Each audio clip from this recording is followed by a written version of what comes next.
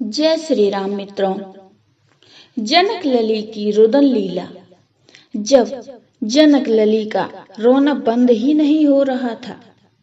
मित्रों, मिथिला में राजा जनक के महल में बड़ी बेचैनी छाई हुई है। आज जनक लली का रोना ही बंद नहीं हो रहा है।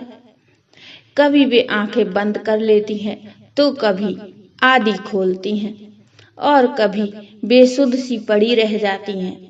कभी हाथ पैर पटकने लगती हैं।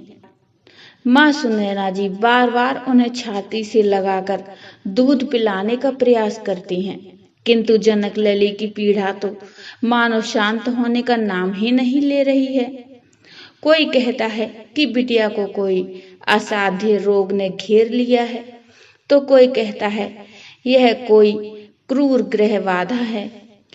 किसी ने कहा कि जनक लली को नजर दोष हो गया है, अतः किसी अच्छे तांत्रिक को रोग शांति के लिए बुलाया जाना चाहिए। सभी के मन में तरह तरह की आशंकाएं बलवती हो रही हैं। रनिवास की सभी स्त्रियां सुनैना जी को धीरज बंधा रही हैं। मिथिला में यह खबर आग की तरह फैल गई कि जनक लली की तबीयत आज खराब है।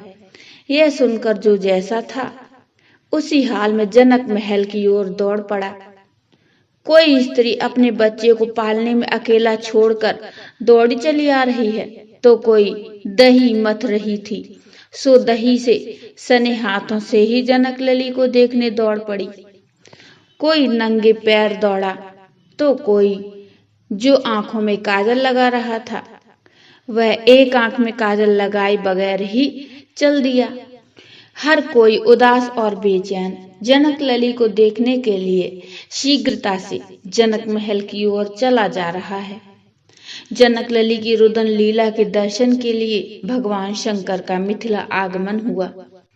मिथिला की यह खबर जब जनकपुर वासियों के आराध्य भगवान शंकर के कानों में पड़ी, तो वे भी एक सिद्ध तांत्रिक का वेश धारण कर जनक लली के दर्शन के लिए मिथिला में प्रकट हो गए।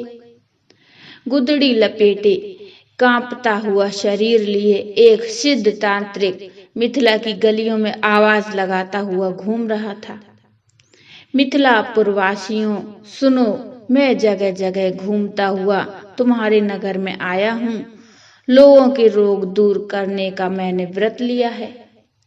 मैं किसी भी नगर में एक रात से ज्यादा रुकता नहीं हूँ। रोगी को ठीक किए बिना मैं अन्न जल भी ग्रहण नहीं करता हूँ। किसी को यदि कष्ट हो तो आए और स्वास्थ्य लाभ करे। जनक महल में जब नगर में एक सिद्ध तांत्रिक के आने की खबर पहुंची, तो महाराज जनक ने दक्षिका नाम की दासी को तांत्रिकाचार्य को बुला लाने के लिए भेजा।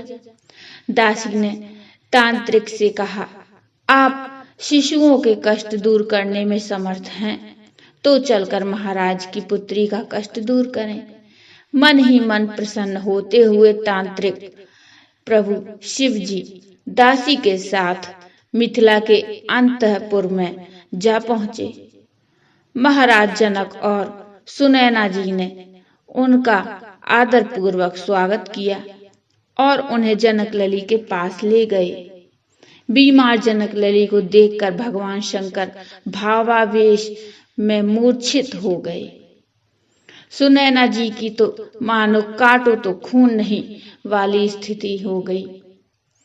वे विलाप करते हुए कहने लगे, हे भगवान, यह कौन सी बीमारी लग गई कि बच्ची का रोग दूर होना तो दूर, चिकित्सा के लिए आए हुए तांत्रिक भी मूर्छित हो गए। सुनैना जी का विलाप सुनकर शंकर जी की भाव समाधि भंग हो गई और वे हरि हरि कहकर उठ बैठे। सुनैना जी की व्याकुलता देखकर तांत्रिक ने कहा, मेरी चिंता मत करो मैया। गुरुदेव की कृपा और तंत्र मंत्र में निपुणता से मुझे कोई भी व्याधि छू भी नहीं सकती है। मैं तो अपने गुरुदेव का ध्यान कर बच्ची की व्याधि का पता लगा रहा था। आप देखती रहें, मैं कुछ ही पलों में इसका रोग दूर कर दूंगा।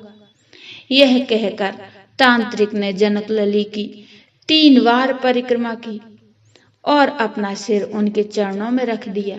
यह देखकर सुनैना जी ने चकित होकर कहा, योगी राज, आप ऐसा करके हमें क्यों नरक में धकेल रहे हैं? आप वृद्ध हैं, ब्राह्मण हैं, तंत्रज्ञ हैं, योगी हैं। इस कन्या को आशीर्वाद दें। इसके चरणों में आपका सिर स्पर्श करना हमारी कुल की मर्यादा के विरुद्ध है। यह सुनकर तांत्रिकाचार्य ने सुनैना जी को डांटते हुए कहा, अरे मैया, यह तांत्रिक का उपचार करने का तरीका है। इसमें तुम टोका टोकी मत करो, चुपचाप देखती रहो। आपकी कन्या कुछ ही पलों में स्वस्थ हो जाएगी और मुस्कुराकर दुग्ध पान करेगी।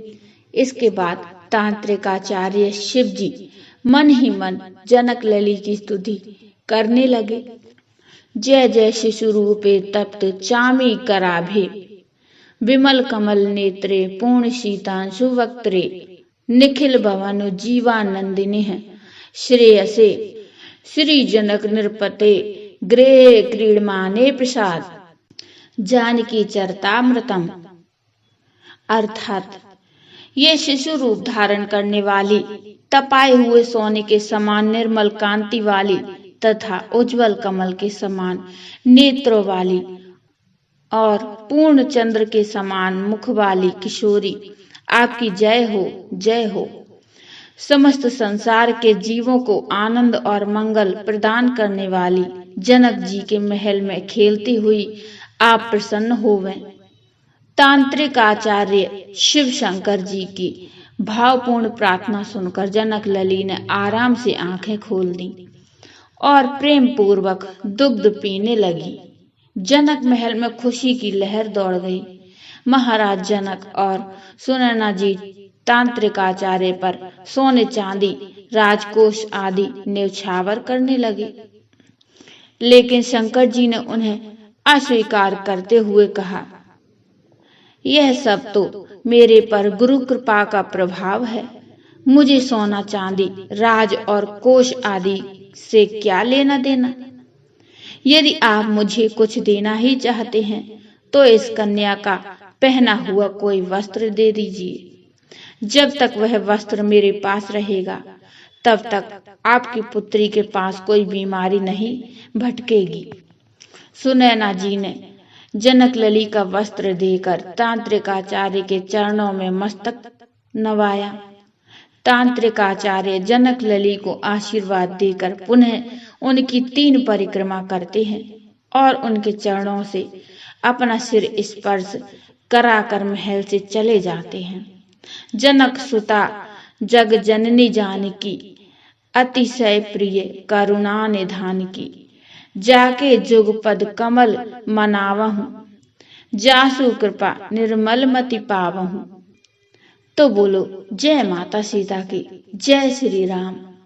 मित्रों, ये माता सीता की कथा आपको कैसी लगी मुझे कमेंट में बताइए और कमेंट में जय श्री राम, जय माता सीता की जरूर लिखिए। कथा अच्छी लगी हो तो लाइक करिए और चैनल को सब्सक्राइब कर लीजिए। मिलते हैं फिर एक और नई कथा के साथ, तब तक के लिए जय श्री राम।